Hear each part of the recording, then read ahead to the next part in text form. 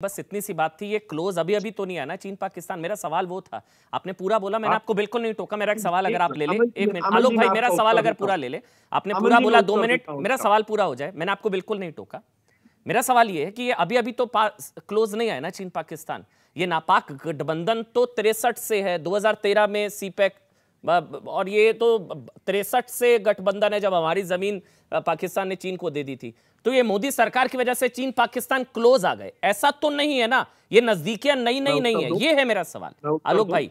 ये तो नजदीकियां बढ़ी हैं। अच्छा, और बहुत बहुत ज्यादा बढ़ी। तो वो पिट रहे हैं इसलिए साथ आ रहे हैं ना, दोनों पिट रहे हैं ना आलोक भाई। एक मिनट, अजहर मसूद के मामले में भी हो, चाहे यूनाइटेड नेशंस में जब गए थे तब की बात हो, चाहे चाइना पिछले 7 वर्षों में तमाम इंटरनेशनल फ्रंट्स पर पाकिस्तान का मदद करता हुआ मिला। पहले इतनी नजदीकियां नहीं थी। और अगर विदेश नीति इतनी अच्छी चल रही है तो सवाल पूछा गया कि 26 जनवरी पर कोई भी विदेशी मेहमान यहां क्यों नहीं आए। उसका उत्तर मिलना चाहिए था कि इसलिए हमने मेहमान को नहीं बुलाया है, हिंदुस्तान के इतिहास में पहली बार इसलिए हमने किया है। मैं केवल ये जानना चाहता हूं, मुझे एक इंसिडेंस बता दीजिए 2014 से पहले रशिया और पाकिस्तान की इतनी नजदीकियां हो। पुतिन जा रहे हैं अब वहां पर। अमेरिका से पाकिस्तान हमेशा से क्लोज था। आज हालत यह है कि चारों तरफ से आपकी चिंता सही है, घेर लिया है और उसमें पूरी मदद पाकिस्तान आलोक भाई छोड़िए ना चाइना, मेरी बात सुनिए आलोक भाई, आपके सवाल सही हो सकते हैं, लेकिन भारत पर भरोसा रखिए। भारत की सैनिक क्षमता पर डाउट मत करिए। जितने पिटते हैं सब साथ आते हैं। चीन की पिटाई, एक मिनट आलोक भाई, आप मुझे बोलने दीजिए, आप मुझे बोलने दीजिए। गलवान, अब मेरी बात, ये चीन पाकिस्तान असल में इनकी रोज रोज पिटाई हो रही है। अब ये पिटाई हो रही है तो वो साथ आ रहे हैं। गलवान में हड्डियां तोड़ दी हमने, इनकी 38 मार दिए, 38 क्या 50 मार दिए पाकिस्तान। अब ये दोनों पिट रहे हैं तो साथ आ रहे हैं ना। ये बदलाव है ना सर, और ये आ रहे हैं तो हमारा क्या बिगाड़ लेंगे? वो झड़प जो हुई जनरल प्रसाद पर हुई। अब मैं जनरल, हाँ ये वाला सवाल, ये वाला नहीं, हाँ ये सवाल लेकर जा रहा हूं। जनरल प्रसाद, रिटायर्ड लेफ्टिनेंट जनरल जनरल प्रसाद शायद बता पाएंगे। जनरल प्रसाद, ऐसा है क्या कि इस सरकार की 14 के बाद मोदी सरकार की विफल नीतियों की वजह से चीन पाकिस्तान साथ आ गए और यह भारत के लिए बड़ा खतरा है, जैसा राहुल जी कह रहे हैं कि आंतरिक और बाहरी मोर्चे पर बड़ा खतरा है, रुक जाइए, खतरे से खेल रहे हैं आप? जनरल प्रसाद, उसके बाद सोहेल सेठ जी। बड़ा अच्छा सवाल पूछा आपने, धन्यवाद। आपने मुझे इस प्रोग्राम पे निमंत्रित किया है as a military, as a defence analyst. जी सर। इसलिए मैं पॉलिटिकल बात में तो नहीं जाना चाहता।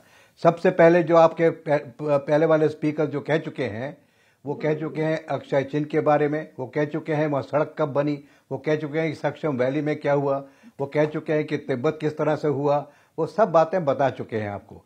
तो इस तरह से मैं पॉलिटिकल उसमें नहीं जाना चाहता। केवल ये कहना चाहता हूं कि अगर आपको इस समय किसी व्यक्ति को, चाहे किसी पॉलिटिकल पार्टी का हो, उसको जरा सा भी शक है कि चाइना हम पर भारी पड़ेगा, भारी पड़ रहा है, तो इसके मैं आपको 3-4 एग्जाम्पल दिखा देता हूं। सबसे पहले लेट अस स्टार्ट फ्रॉम ढोकलम। ढोकलम में क्या हुआ? देखिए, एक बात समझनी चाहिए कि मिलिट्री स्ट्रेंथ और डिप्लोमेसी दोनों स्ट्रांग होंगी तो हम जीत सकते हैं, वरना अगर दोनों में से एक भी कमजोर हो गई तो जीतना आजकल के जमाने में बड़ा कठिन हो जाता है। ढोकलम में क्या हुआ? मिलिट्री बड़ी स्ट्रेंथ स्ट्रांग थी, डिप्लोमेसी स्ट्रांग थी, पॉलिटिकल विल अच्छी थी। ढोकला में स्टेलमेट होकर खत्म हो गया। अब जो चाइना वो कर रहा है वो जाने, उसका काम जाने, जो हम कर रहे हैं वो हमें मालूम है, वो सबको बताने की जरूरत भी नहीं है। दूसरा, आपने गलवान में दुन लिया, उसके बारे में भी सबका व्याख्यान हो गया कि कितने उनके मारे गए और कितने हमारे मारे गए, और मुठ्ठा हाथ से लड़ाई हुई, हथियार किसी के पास थे नहीं, क्योंकि उस जमाने में जबकि ये ट्रीटी हुई थी उसमें यह फैसला हुआ था कि इस किस्म की एक्टिविटी में कोई हथियार लेके नहीं जाएगा। उसके बाद क्या हुआ? कैलाश रेंज पे भारत सेना ने कब्जा कर लिया। उसके बाद पाकिस्तान, चाइना घबरा गया, उसने फिंगर से विड्रॉ करना पड़ा। आज की तारीख में let us come to today, इसकी हिस्ट्री तो काफी हो गई और मैंने भी थोड़ी बहुत आपको दोहरा दी। इस वक्त जो हमारी बातचीत चल रही है चाइना से, वो पोजीशन ऑफ स्ट्रेंथ से चल रही है। जितने सैनिक, जितनी मिलिट्री पावर चाइना ने लद्दाख में हमारे सामने इकट्ठी की है, उसकी बराबर की हमने इकट्ठी कर रखी है पिछले 1 साल से। आपको ये मालूम होगा कि पिछले साल गर्मियों में जब पहला रफाल आना शुरू हुआ था, उस समय चाइना को यह लगा कि from the air force point of view they are very weak. उनके उनके जो एयरपोर्ट्स थे, उनके जो एडवांस लैंडिंग ग्राउंड्स थे, वो ऐसी जगह पर थे जहां से कि वो इतना इफेक्टिव नहीं हो सकते थे जिस तरह के हमारे एयरबेसेस से हमारे जहाज इफेक्टिव हो सके थे। पिछले एक साल में चाइना ने क्या किया? पिछले एक साल में चाइना ने अपने एयरफील्ड को और बढ़ाया, अपनी एंटी एयरक्राफ्ट की ड्रिल्स बनाई, उसके लिए हथियार प्रोक्योर किए, लॉन्ग रेंज मिसाइल्स बनाए। हमने क्या किया? हमने उसकी बराबर की चोट की तैयारी करते रहे। अगर उन्होंने 100,000 ट्रूप्स को वहां इकट्ठा किया, हमारे भी वहां 100,000 साथ आ रहे हैं, तो हमारे लिए खतरा टैंक्स है। लगाए, उन्होंने गन्स राहुल जी आगाह लगाए, कर रहे हैं, उन्होंने ड्रोन्स लगाए, उन्होंने सब किस्म की चीजें हमने भी लगाए। तो आज आप देखिए 14th कोर कमांडर कॉन्फ्रेंस हो चुकी है, उसमें हमने अपना पक्ष बिल्कुल क्लियर रखा है from a position of strength.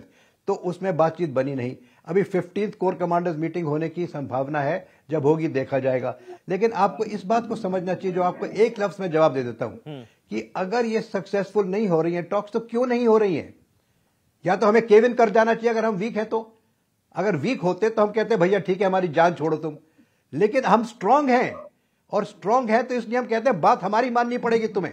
अगर हमारी बात नहीं मानोगे तो हमें तुम्हें वही दिखाएंगे जो गलवान में दिखा चुके हैं, वही करके दिखाएंगे जो कैलाश रेंज में करके दिखा चुके हैं।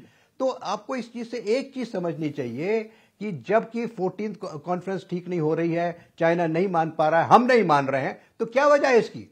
अगर हम कमजोर होते तो मैं मानना पड़ता ना। हम तो स्ट्रांग है, तो क्यों मानेंगे उसकी बात?